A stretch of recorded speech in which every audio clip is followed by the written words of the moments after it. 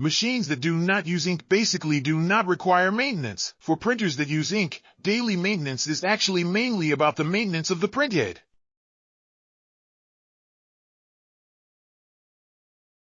What we need to do is to turn on the machine every 3 to 4 days and let the machine print a small pattern or print a head test line to see how the head nozzle is doing. Can the ink in all channels in the head be printed normally?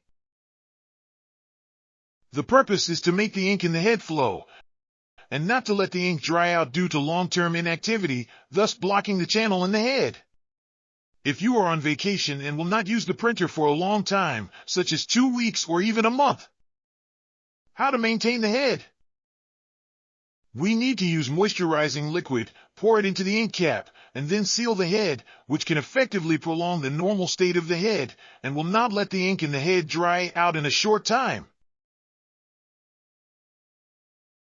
We will have detailed operation steps and videos and will send them to you together. The printhead is the most expensive accessory in the entire printer and has no warranty. Therefore, you must pay attention to daily maintenance work and try to extend the service life of the printhead.